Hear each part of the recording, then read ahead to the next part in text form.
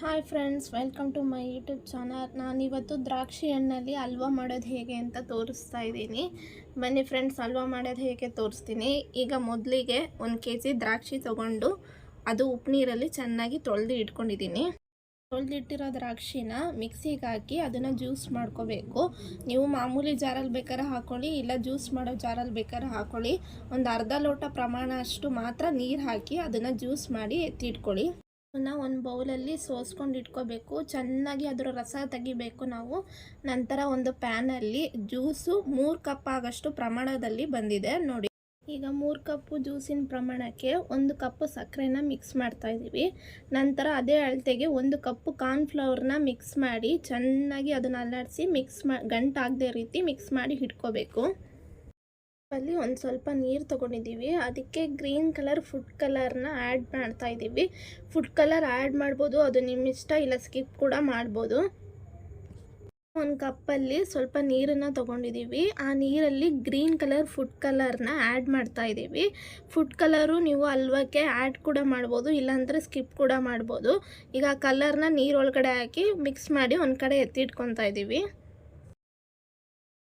ಈಗ ಗ್ಯಾಸ್ ಮೇಲೆ ಪ್ಯಾನನ್ನು ಇಟ್ಟು ಚೆನ್ನಾಗಿ ಮಿಕ್ಸ್ ಮಾಡ್ಕೊತಾ ಇದ್ದೀವಿ. ಹಾಗೆ ಚೆನ್ನಾಗಿ ಮಿಕ್ಸ್ ಮಾಡ್ಕೋಬೇಕಾದ್ರೆ 1 ಟೇಬಲ್ ಸ್ಪೂನಷ್ಟು ತುಪ್ಪನ ಹಾಕೋಬೇಕು. ಆ ತುಪ್ಪನೂ ಹಾಕಿದ ನಂತರ ಚೆನ್ನಾಗಿ ಮಿಕ್ಸ್ ಮಾಡಬೇಕು. ನೆಕ್ಸ್ಟ್ ಚೆನ್ನಾಗಿ ಮಿಕ್ಸ್ ಮಾಡಿಕೊಂಡ ನಂತರ ಆಗಲೇ ಫುಡ್ ಕಲರ್ನ ರೆಡಿ ಮಾಡ್ಕೊಂಡು ಇಟ್ಕೊಂಡಿದ್ವಲ್ಲ, ಅದನ್ನು ಇದಕ್ಕೆ ಹಲ್ವಾಗೆ ಆ್ಯಡ್ ಮಾಡಿ ಅದು ಕೂಡ ಚೆನ್ನಾಗಿ ಮಿಕ್ಸ್ ಮಾಡ್ಕೊತಾ ಇದ್ದೀವಿ. ನೆಕ್ಸ್ಟ್ ಮತ್ತೆ ಅದಕ್ಕೆ 1 ಟೇಬಲ್ ಸ್ಪೂನ್ ತುಪ್ಪನ ಆ್ಯಡ್ ಮಾಡ್ತಾ ಇದ್ದೀವಿ.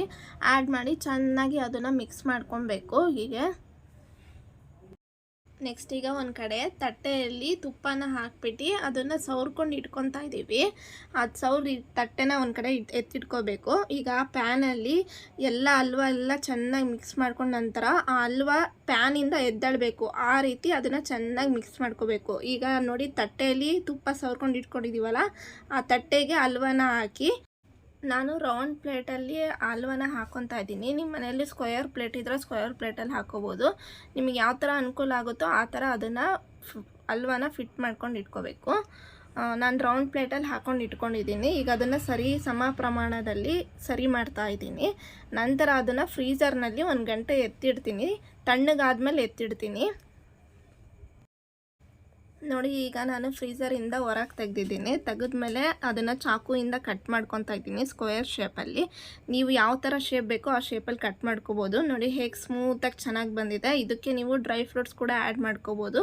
ನಾನು ಬೇಡ ಅಂತ ಸ್ಕಿಪ್ ಮಾಡಿದ್ದೀನಿ. ನೋಡಿ ಹೇಗೆ ಸ್ಮೂತಾಗಿ ಚೆನ್ನಾಗಿ ಬಂದಿದೆ, ಹಲ್ವಾ ಥರ. ಫ್ರೆಂಡ್ಸ್, ಈ ವಿಡಿಯೋ ನಿಮಗೆ ಇಷ್ಟ ಆದರೆ ಲೈಕ್ ಮಾಡಿ, ಕಮೆಂಟ್ ಮಾಡಿ, ಶೇರ್ ಮಾಡಿ. ಬಾಯ್.